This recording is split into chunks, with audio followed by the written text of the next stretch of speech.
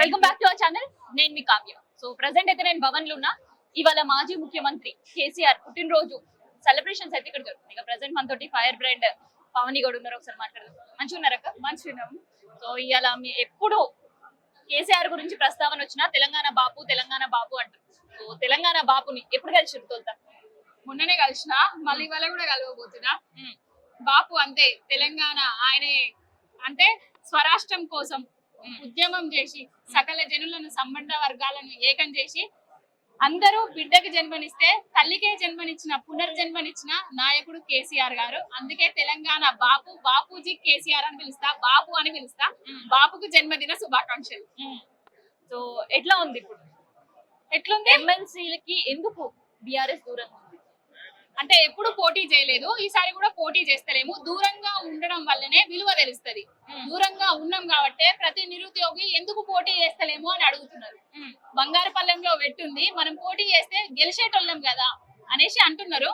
చూద్దాం, ఇంకా ఉన్నాయి కదా, టైం ఉంది కదా. ఎప్పుడు పోటీ చేయలేదు, ఈసారి కూడా చేయలేదు. సో మరి ఇవాళ బాపుని గెలవబోతున్నారు, ఏం చెప్తారు? బాపు హ్యాపీ బర్త్డే. సో బాపు హ్యాపీ బర్త్డే అన్నప్పుడు మీ చేయి మీద నాకు ఒకటి కనిపించింది. ఏంటి? పోయినసారి అధికారం పోయిన తర్వాత పోయిన సంవత్సరము ఇదే రోజు పచ్చబొట్టు వేయించుకోవడం జరిగింది. ఎప్పటికి బాపు నాతోనే, ఇంకా ఇక్కడ ఉన్నాడు, ఇక్కడ వేయించుకున్నా అంతే. సో బొట్టు కూడా కరెక్ట్ అంతే. మళ్ళా అభిమానం సిరిసిల్ల. అదే నాకు సిరిసిల్ల, అసలు నేను రాజకీయాలకు వచ్చిందే సిరిసిల్లని చూసి. ఊకే మా ఇంటికి పేపర్ వస్తుండే, ఉరిసిల్ల అని పడుతుండే, రోజుకొక నేతన చచ్చిపోతుండే. ఆ సిరిసిల్ల ఎప్పుడు బాగుపడుతుంది నాన్న అని అడిగినప్పుడు మా నాన్న చెప్పిండు, ఒక విజన్ ఉన్న నాయకుడు తెలంగాణ రాష్ట్రం వచ్చిన తర్వాత ఆ పరిపాలన అందిన తర్వాత సిరిసిల్ల రూపురేఖలు మారుతాయి అని చెప్పిండు. ఆ సిరిసిల్ల రూపురేఖలు మార్చిండ్రు కేటీఆర్ గారు, కేసీఆర్ గారి సారథ్యంలో. అందుకే బాపు అక్కడికే పోయి వేయించుకున్నా బాపు. అంటే ఒక్కొక్కరికి ఒక అభిమానం ఉంటది. ఇంట్లో కొంతమంది ఫొటోస్ పెట్టుకుంటారు, లేదంటే వాట్సాప్ డిపిగా పెట్టుకుంటారు, లేదంటే ప్రొఫైల్ పిక్ గా పెట్టుకుంటారు. కానీ ఏంది ఇంత అభిమానం? అంతే, చచ్చిపోయేంత అభిమానం, చంపేంత అభిమానం. మరి బాపుని తిట్టే వాళ్ళని, ఆరోగ్యం బాగాలేదు కట్టె పట్టుకొని నడుస్తున్నారంటే వాళ్ళని ఏం చెప్తారు? రోజు తిడుతున్నాయి కదా, ఏం చేస్తున్నారా భయ అని రోజు పంచులు వేస్తున్నాయి కదా. సిగ్గులేనోడు అట్లనే మాట్లాడతాడు. ఒక తండ్రి ఏజ్ లో ఉన్న ఆయనకు అసలు ఏ విధంగా మాట్లాడాలి, సంస్కార హీనుడు మాట్లాడుతున్న మాటలు అవన్నీ. సో ఒక్క చిన్న ముళ్ళు గుచ్చుకుంటేనే మస్తు పానం పోయినంత పని అవుతుంది. అంత పెద్ద టాటూ విత్ హెయిర్ కూడా దాదాపుగా 3.5 గంటలు 4 గంటలు పట్టింది. ఎన్నో ఇంజెక్షన్స్, ఎన్నో సూదులు గుచ్చుకున్నా. కానీ ఒక్క క్షణం కూడా నాకు భయం కాలేదు, నాకు బాధ అనిపించలేదు. ఎక్కడ కూడా నాకు బాపు పాటలు వినుకుంటేనే చేసుకున్నా. చాలా సంతోషంగా అనిపించింది. ఇప్పటికి కూడా చాలా సంతోషంగా ఉన్నా, ప్రౌడ్ గా ఫీల్ అవుతున్నా. కేసీఆర్ గారితో ఫోటోలు దిగని వాళ్ళందరూ వచ్చి నా చేయి పట్టుకొని ఫోటోలు దిగుతున్నారు. ఆయనకున్న అభిమానం ఎంత అనేది అప్పుడే తెలిసిపోతుంది. ఇంకా ఏం పాటలు విన్నారు మరి కేసీఆర్? చాలా పాటలు విన్నా. నాకు ఇష్టమైన పాటలన్నీ ఇంతనే ఉంటాయి ఎప్పటికి. మాకు కూడా ఎప్పటి రాదు ఏం పాటలు అంటే పవనకు ఇష్టం అనేది. చాలా ఇష్టము. ఏది ఇప్పుడు సడన్ గా గుర్తుకు రావట్లేదబ్బా. ఫుల్ జోష్ తోటి ఫిల్ అయి ఉన్నారు ఇవాళ బర్త్డే సందర్భంగా. చాలా జోష్ తోటి ఉన్నా, కారణ జన్ముడు పుట్టిన రోజు కాబట్టి. మరి వెళ్ళిరా మీరు కూడా గుడ్లకు వెళ్ళడం, అర్చన పూజలు ఇట్లా ఏమైనా చేయించారు? నిన్ననే కాళేశ్వరం పోయినా.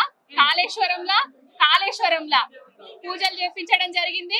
కాళేశ్వరం మేడిగడ్డ ప్రాజెక్టు పోయి అది నిట్టనిలుగా ఉన్నదే బాపు. రేవంత్ రెడ్డి అనేటోడు అధికారం కోసమే అబద్ధాలు ప్రచారం చేసిండే బాపు అని కూడా వీడియో తీయడం కూడా జరిగింది. సో ఎందుకు కాళేశ్వరం వేయడం? మన హైదరాబాద్ లో కూడా మస్తు గుళ్ళు ఉన్నాయి కదా. మస్తు ఉన్నాయి, కానీ కాళేశ్వరం అంటే తెలంగాణ వచ్చిన తర్వాత కాళేశ్వరం అంటే లిఫ్ట్ ఇరిగేషన్ ప్రాజెక్టు ప్రపంచంలో ఎక్కడా లేని ప్రాజెక్టును కట్టిండు. బీబీసీ వాళ్ళు కూడా దాని మీద డాక్యుమెంటరీ విడుదల చేసిండ్రు. ఆ కాళేశ్వరం ప్రాజెక్టు వల్ల ప్రతి ఎకరాకి నీళ్లు అందినాయి. అది తెలంగాణకు జీవనాధారం కాబట్టి అక్కడికే పోవడం జరిగింది. సో మరి మీ బాపు ప్రజల్లోకి ఎప్పుడు రాబోతున్నాడు? మా బాపు ఆల్వేస్ ప్రజలలోనే ఉన్నాడు, ప్రజలను చూస్తూనే ఉన్నాడు. ప్రజలు పడే కష్టాలను ఆయన కన్నీళ్ళే చెప్తాయి. ఆయన తీసుకొచ్చిన ఆయన కళ ఏదైతే తెలంగాణ రాష్ట్రం తీసుకురావడం అనేది, తీసుకొచ్చిన రాష్ట్రాన్ని 10 ఏళ్లలో పాలించి అగ్రభాగంగా నిలిపిండు. అన్నపూర్ణ నా తెలంగాణ రాష్ట్రం అని చూపిండు.